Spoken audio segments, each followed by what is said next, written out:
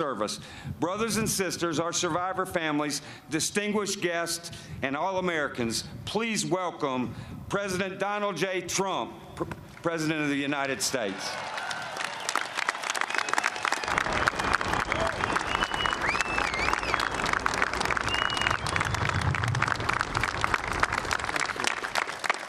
Thank you.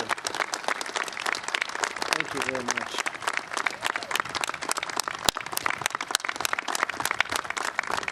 Thank you very much. Please. Thank you. What a beautiful day. Third time, and I have to say this is the most beautiful weather, so that brings us a little luck, and it brings us a little happiness. Chuck, I want to thank you for the great job that you've done. Your devotion has been incredible. I've known you a long time. We work together, and congratulations. Really are doing a fantastic job. Thank you very much. Thank you. Thank you, Chuck. As president, I am deeply honored to join in this sacred commemoration for the third year in a row. Today, in the heart of our nation's capital, we come together to pay tribute to the American peace officers who made supreme sacrifice, all in the line of duty, in many cases, for people they never met, for people they didn't know. We're here to remember their noble lives, to thank God for their profound courage, and to express our love, respect, everlasting gratitude for the heroes of law enforcement. And that's what they are and were, the heroes of law enforcement. We're pleased to be joined today by Attorney General William Barr, doing a great job.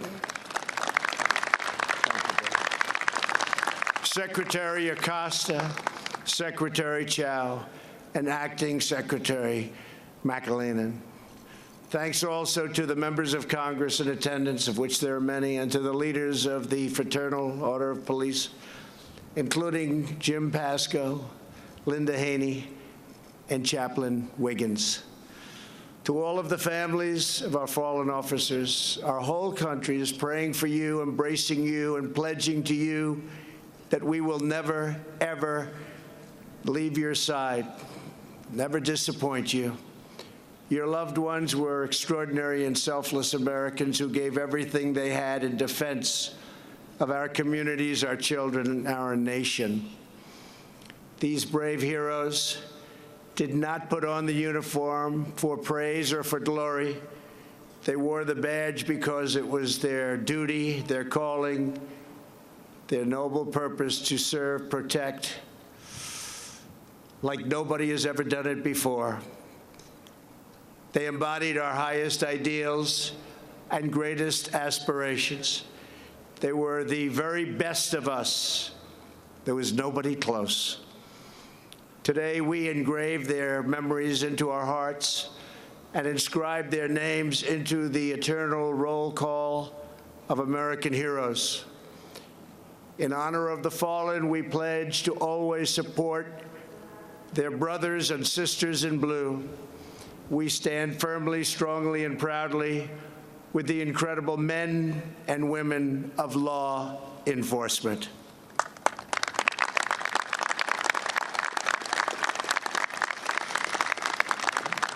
You do not hear it nearly enough, but Americans across this country love you, they support you, they respect you more than you would ever know, more than you would frankly ever think even possible. They have great respect for law enforcement and the job you do. As we memorialize those officers who fell in the line of duty, we also grieve for the 87 officers who died in recent years as a result of exposure to toxic debris following the terrorist attacks of September 11th, 2001. I would like to ask all of the families and fellow officers of those 9/11 heroes to please stand. Thank you. Please.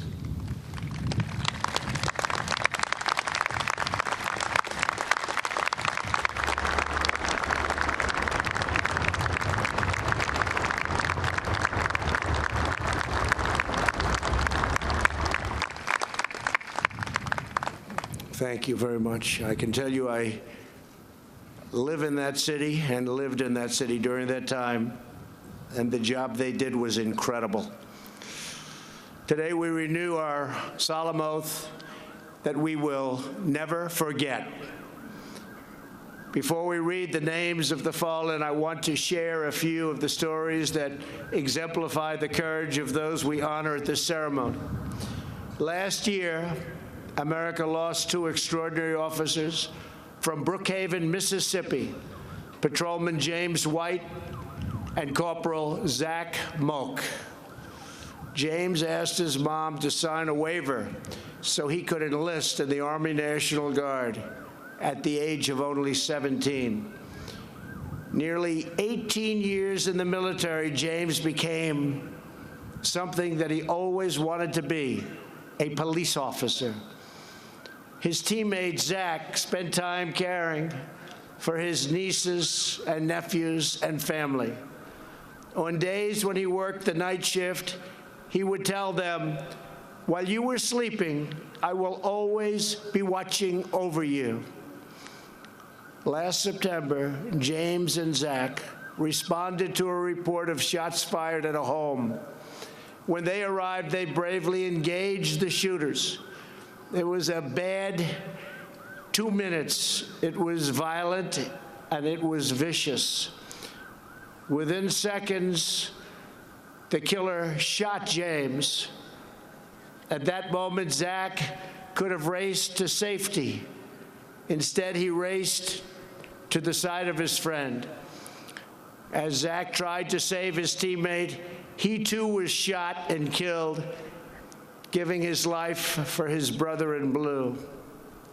Today, we remember the words James once told his mom. He said, "Mama, if I ever die in the line of duty, know that I died doing what I truly loved." This morning, we are honored to be joined by the families of both of these remarkable officers. To Patrolman James White's mom, Lori, and dad, Darrell, and sons, JC and James, and to Corporal Zach Moak's mom, Vicky, dad, Marshall, and brother Chris. Your heroes love their job, they love their country, and today their love shines down on you from heaven. They're watching right now, they're watching, they're looking down on you, and they're proud. So please, could I have you just stand up, the families, please. Please. Thank you.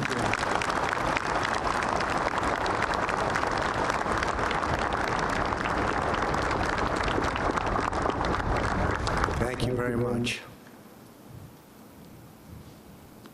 Two great men. Also here with us for this ceremony are the families of Investigator Farrah Turner and Sergeant Terrence Caraway of the Florence Police Department in the great state of South Carolina. Last October, Investigator Farrah Turner went to the house of a man suspected of a crime against a minor. When she and her fellow officers approached, the gunman opened fire from his second-story window. Nobody knew it could happen. Nobody thought it was even possible. There was no evidence, no anything, but they knew it was trouble. At that very moment, Florence Police Sergeant Terrence Caraway, a very popular person in that whole area of South Carolina. They all knew him, legendary guy. He was on his way home. He heard the call come over the radio. He sped to the scene, jumped out of his car, and was racing to the rescue. He knew the bullets were coming, but he kept going forward, and he was struck by one of those bullets. In total, 7 officers were shot on that very terrible day. We lost Sergeant Caraway, a 30-year veteran of the department. As his pastor has said, he wore a badge of love, and every time you were in his presence, you could feel that love. That's what they all say. Investigator Farrah Turner was also fatally wounded. She passed away several weeks later. In her final days, hundreds of members of the community came to visit her in the hospital. They loved her. They spoke of the ways she not only saved them from danger, but changed their lives through her grace, her support, and her prayers. To Investigator Turner's mom, Katie, and sister April, and to Sergeant Caraway's wife, Allison, and son Terrence, brother Daniel, and sisters Sinovia and Ngozi. Your loved ones died today. It was a sad day, but they're looking down on you now. They died as they lived, fighting to protect innocent people. We will always remember them. We will always profoundly be grateful to have with us two of the surviving Florence officers who were shot that October evening, Brian Hart and Travis Scott. Brian and Travis, your continued service honors the legacy of your great friends. Thank you for being with us. Please stand. Please stand.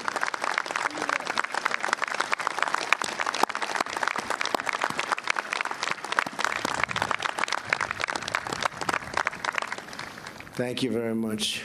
Thank you for being here. The ambushes and attacks on our police must end, and they must end right now. We believe that criminals who murder police officers should immediately, with trial, get the death penalty, but quickly. The trial should go fast. It's got to be fair, but it's got to go fast.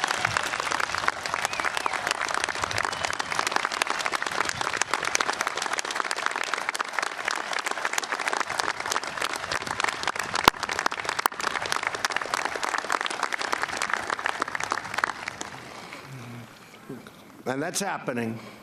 Fair but fast, right? Fair but fast.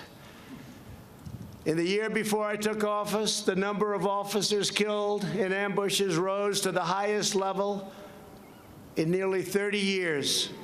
In the last 2 years, thankfully, the number of officers killed in ambushes has decreased by more than 70%. I'm very proud to have sent to all of the police departments all over the country hundreds of millions and even billions of dollars worth of military equipment that wasn't being used. Beautiful, wonderful, safe, great equipment that wasn't being used. And other administrations didn't want to send it. Someday you'll explain that one to me. But it's been sent and it's been used, and I've had so many people tell me how happy they were and how many lives it saved.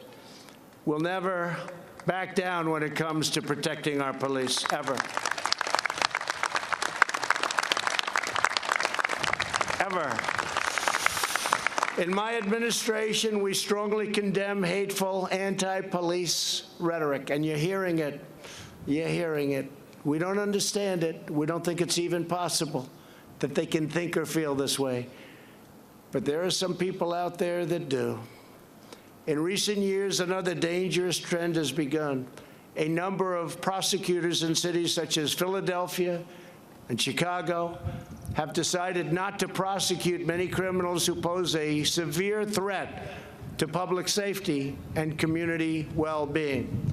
Every prosecutor takes an oath to uphold the law, not to advance a political agenda.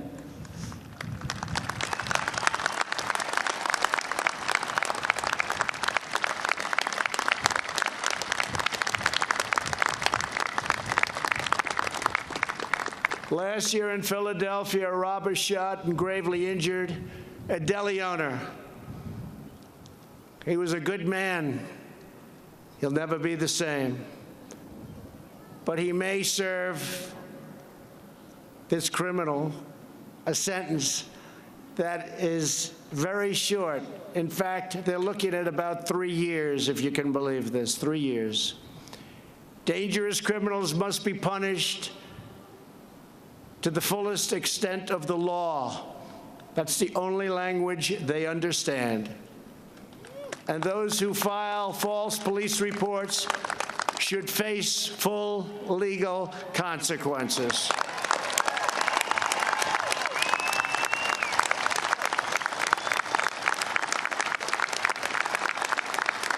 Every American child deserves to grow up in a community that's secure and safe from violence and free of fear. Here with us today is the family of California police officer Ronil Singh. And I've got to know his family. They're an incredible family. They just left the Oval Office. We took pictures. And it's not an easy situation, what they're going through. Frankly, they're going through hell. Ronil came to this country legally in 2003 with the dream of earning the badge of an American police officer. That was always his dream. And that's exactly what Ronil did. He devoted his life to defending the laws of our country. On Christmas night, he took a picture in front of the family Christmas tree with his beautiful wife, their beloved son, and Sam, their loyal police dog. It's a picture that all of us saw. I remember it so vividly. I'll never forget it. I didn't know I'd get to know the family and greet the family and show the family the Lincoln bedroom at the White House. I didn't know that. But it's an extraordinary family. But I'll never forget the picture. Then Corporal Singh headed out on duty, which he loved, to protect and to serve. You all know the story, because hours later he was gunned down and killed during a simple traffic stop. He was a vicious killer, this man that crossed into our country from the border just a little while before. A vicious killer that could have been kept out with border security, with the wall, with whatever the hell it takes. Could have been kept out.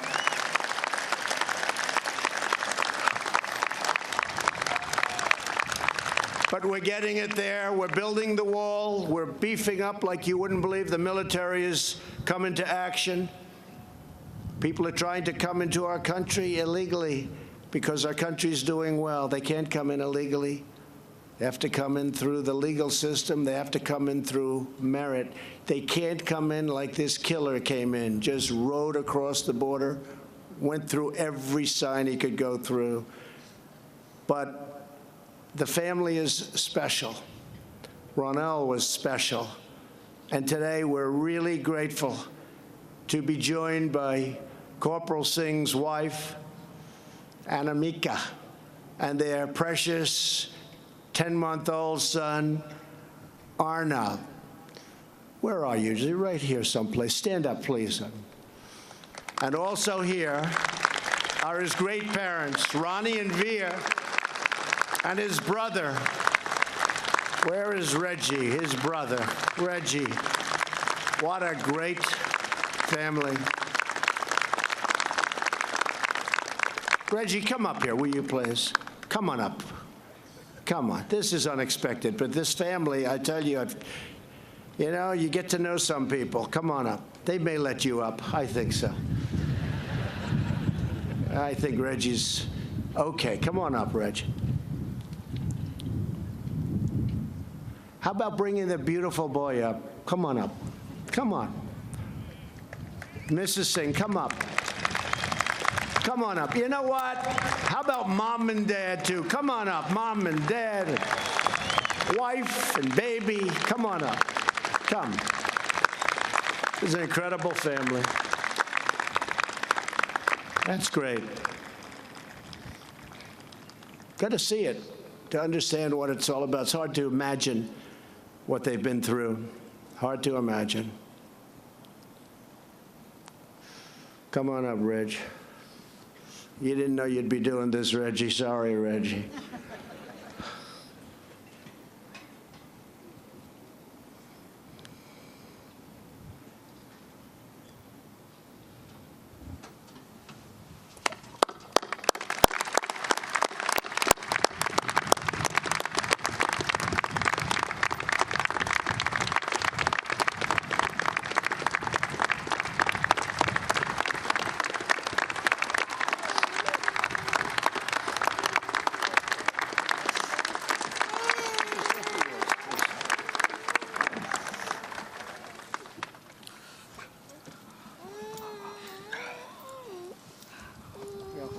I am the brother of Corporal Ronil Singh.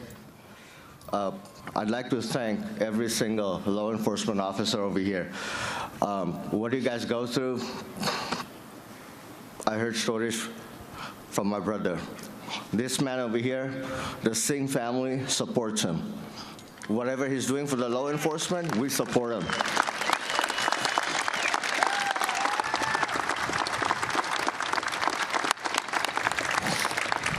His team at the White House has reached out to us multiple times. I don't think that has ever happened before, ever. This man is amazing, and my family supports him. Thank you. Thank you. Thank you. Thank you. Thank you. I'm proud of you. Thank you. You want to say something? You want to say? Thank you, sweetheart. So cute. Thank you very much, folks. Thank you. Please. Thank you, darling. You take care of yourself. Great job. Thank you. Thank you very much. Oh, she said, no, I don't want to speak. Actually, I do. I like that. I think it's great. Go. It's something I didn't get to do at the office. I actually want to thank you personally for you're the only one that actually reached out and said, gave your condolence to the family. And it actually means a lot to all of our law enforcement families that are here for the sacrifice my husband and his brothers in blue and sisters in blue have given. So I want to thank you that. And we all, every family sitting out here wants justice for what happened to their loved ones. And that's what I want for my husband. Thank you. That's really, thank you.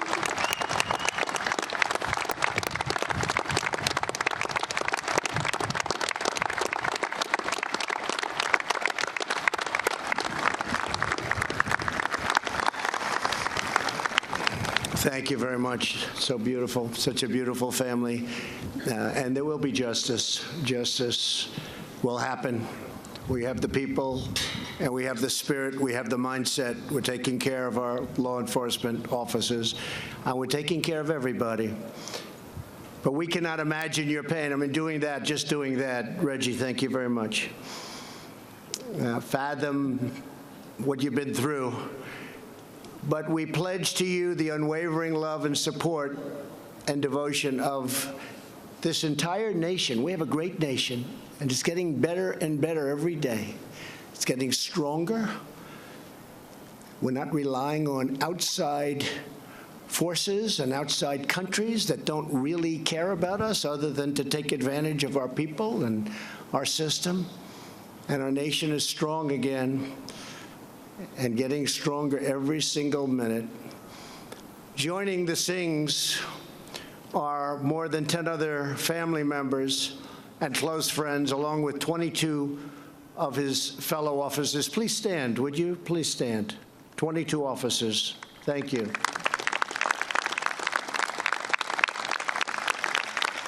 So was he as great as they say?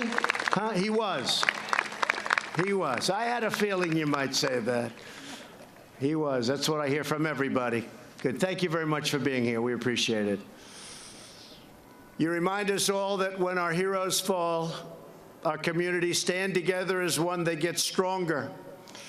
We'll always remember Corporal Singh as a hero. and a truly great American. Not one more American life should be lost because our lawmakers failed to secure our borders. Tremendous problems are caused at the southern border, from drugs to the wrong people being allowed to come in because of a corrupt and broken system that can be changed in 20 minutes. 20 minutes, if they want to change it. In the meantime, we have to do it the tough way, and there's no reason for that. That's why we are calling on Congress to fix our terrible immigration laws. Stop, catch, and release. You catch them, and you release them. That doesn't work too well with all these great officers I'm looking at. They never heard of a thing like that. To end deadly sanctuary cities, to stop the visa lottery program where they take lottery systems and a country will put you into a lottery and then deposit you into the United States. I don't think most countries are giving us their finest. Do you agree? And that's what's happening. And it's causing tremendous problems with crime and other things. And I have to tell you, Border Patrol and ICE and just law enforcement in general, the job they've done and the job they're doing is incredible. What they have to go through, the bravery, I've gotten to know so many, especially at the border, and what they have to go through and the danger is incredible, but they do it, and to them, it's something they love to do. They feel they're doing it for their country. They love to do it, and they do it well. To every mom and dad, brother and sister, spouse and child of the brave fallen officers we honor today, America joins together in expressing our love and our gratitude, our grief, and our firm resolve to be with you every single step of the way. We will never let you down. Your loved ones were the finest and the bravest, and they're all looking down. Right now, they're looking down on their families. Every time they put on the badge, they knew they might not make it home, and so did their families know that. Each time they went on a shift, they knew it could be their very last. And when that time came where they knew there was danger, when evil lurked, they did not run, they did not hide. They always ran forward. They answered the call. They gave their lives for all of us. The men and women of law enforcement devote their lives to protecting our children, securing our streets, and keeping our communities safe. Moms and dads can sleep soundly at night. Kids can play with neighbors outside, and grandparents can feel at peace in their homes because they know America's officers are the absolute best, and they're always on the beat. The courage and sacrifice of our heroes is the reason our flag stands tall and bravely. Our hearts beat with pride, and our country remains one people, one family, and one nation under God.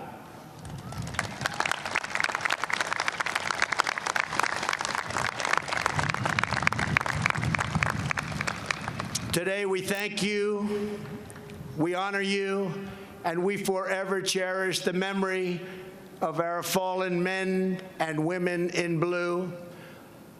You are very special people. There's nobody like you, nobody.